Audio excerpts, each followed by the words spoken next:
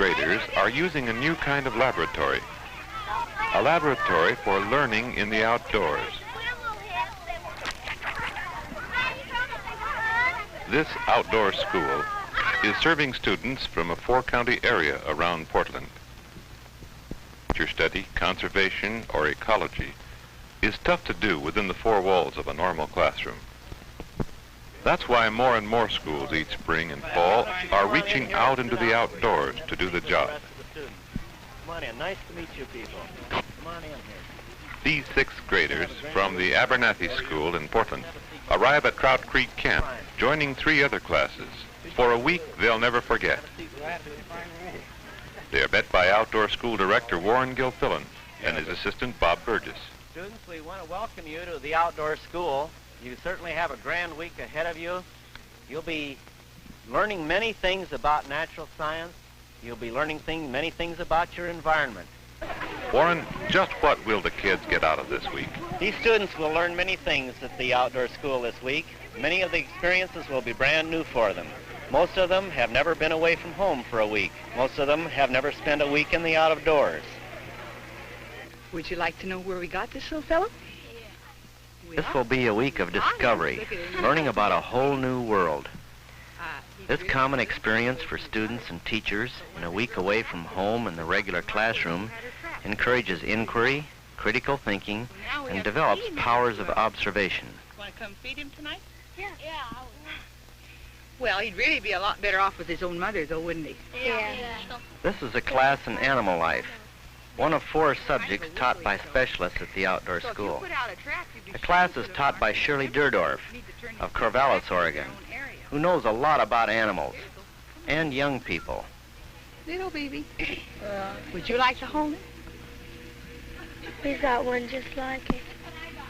Here, let's see if we can get him some more to eat. Here, baby. You see, now, this milk is different than his own mother's milk, so it's not as good for him.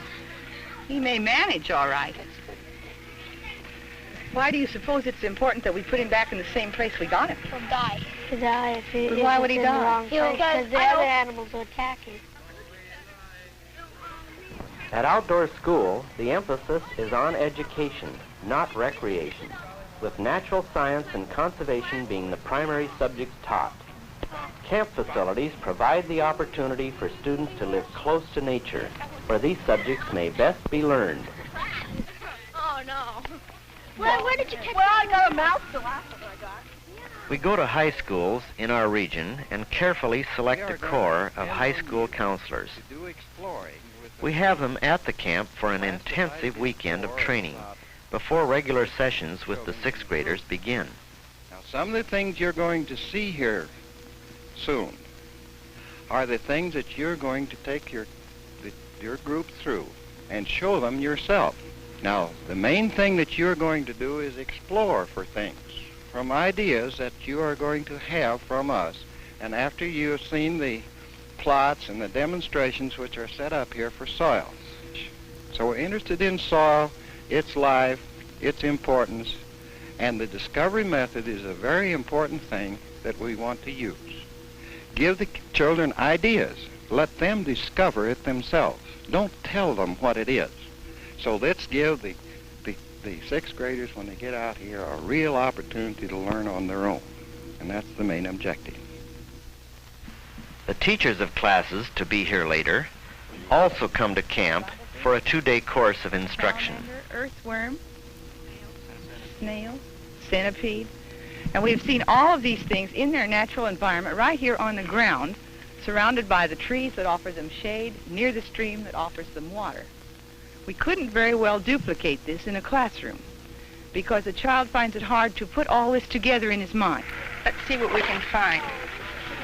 Okay, now gather round. Okay, now what do you see? What can you find here?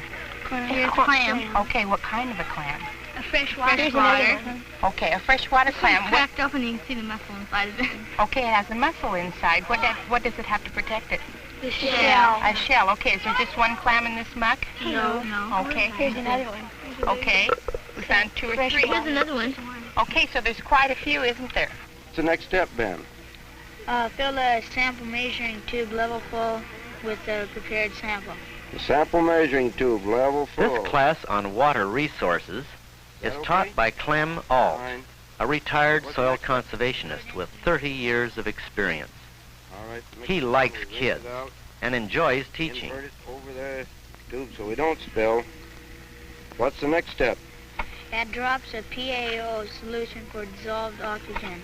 A drop at a time while the drops are counted until the same measurable changes from yellow to colorless.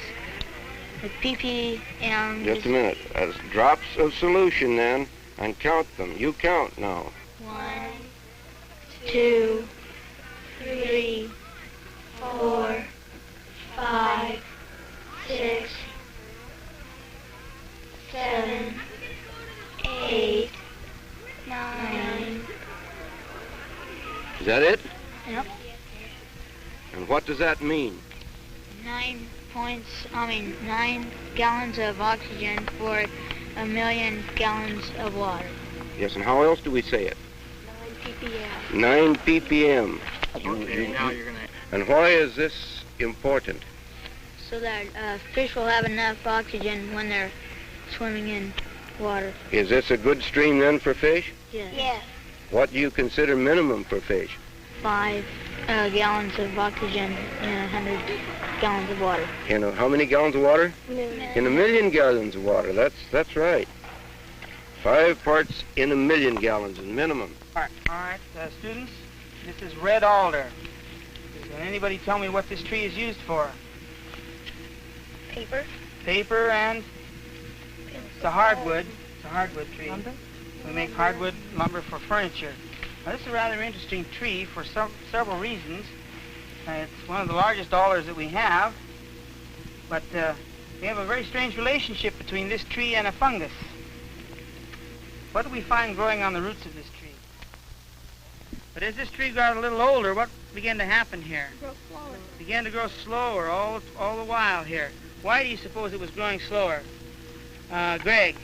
Well, because there's probably more trees and they would probably use up more, trying to get more of the other. Here is our plant specialist, Rudy Bohm. What thing?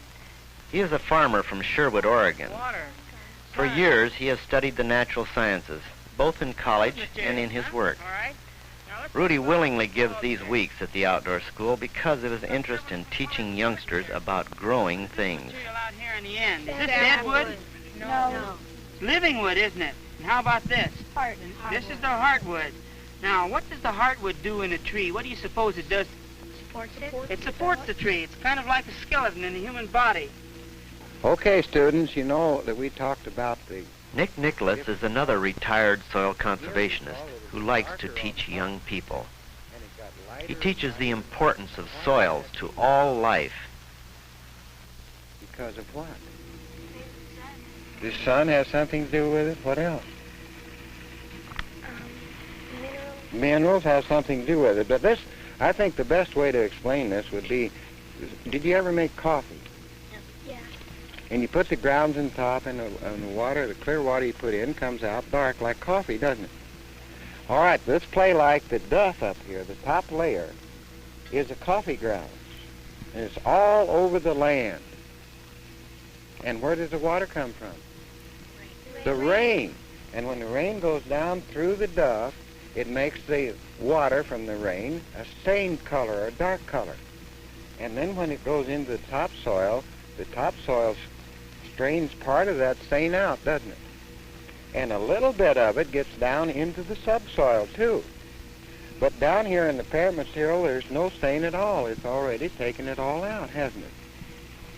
So it's just like making coffee, and that's the reason we have it darker up here, because it catches most of the stain. Now, if it goes deep enough, clear down into where the well water is, the water would be perfectly clear and good to drink, wouldn't it?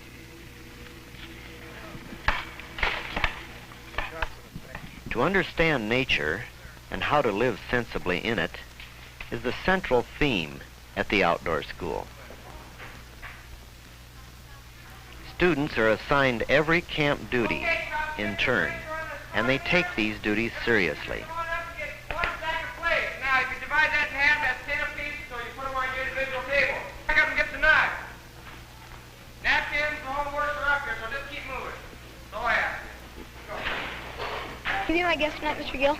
I certainly would, Alex. I'd be very pleased to. What school are you from, Alex? Troutdale. Troutdale. Let's go then. The social graces are not forgotten. Each table has a host and a hostess, and they invite one guest, a staff member, to sit at their table.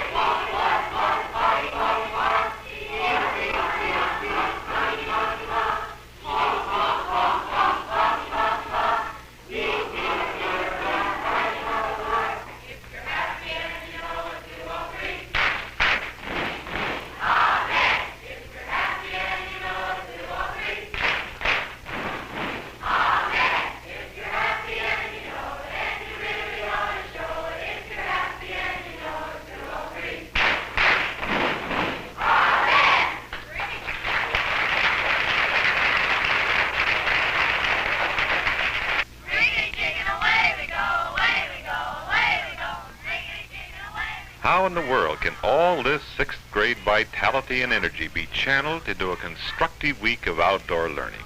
It takes some doing. Flag.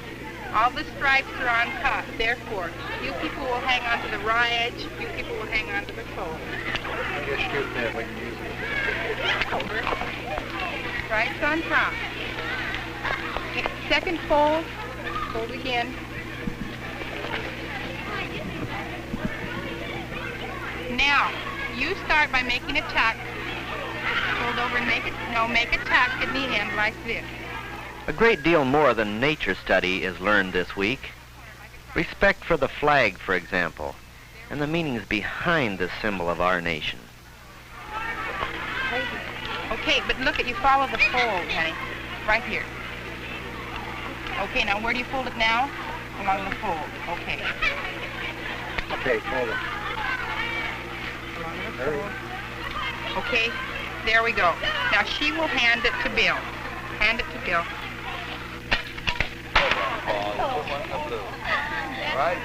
Get your finger, aim, and release. Now start out about 2 o'clock. The outdoor school offers a total outdoor living experience, including some time for play. Outdoor forms of recreation are offered here.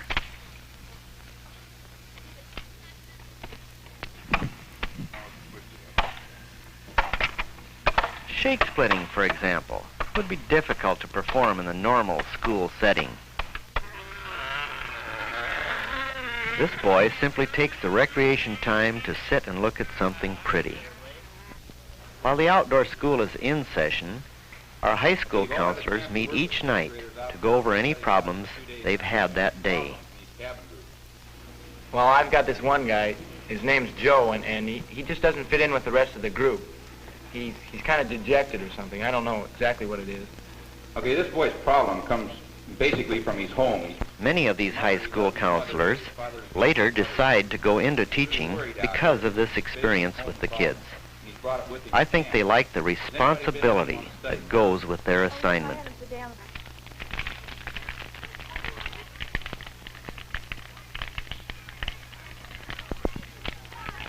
This week of intensive activity at the outdoor school reaches these 6th graders at many different levels.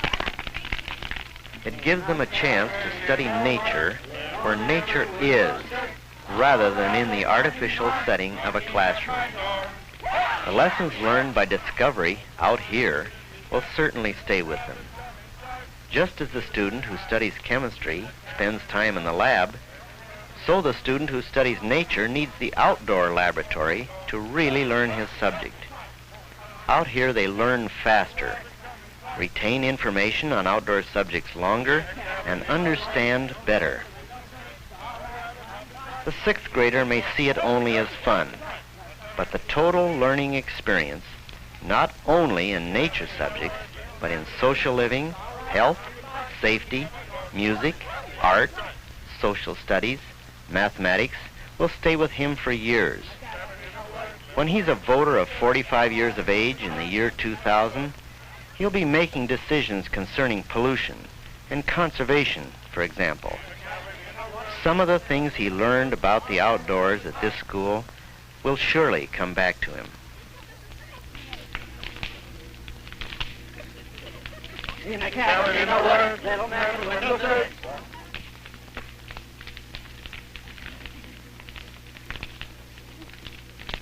In a cabin in the woods.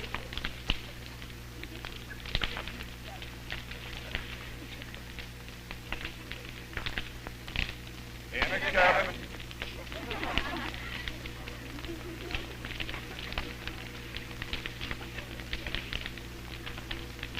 Isn't that nice?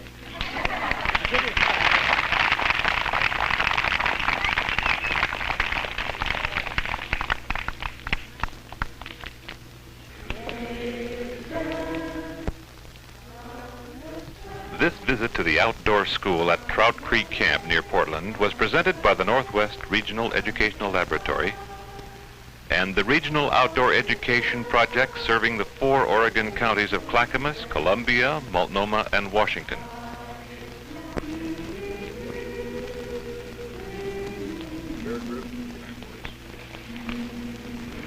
The project is administered by the Multnomah County Intermediate Education District.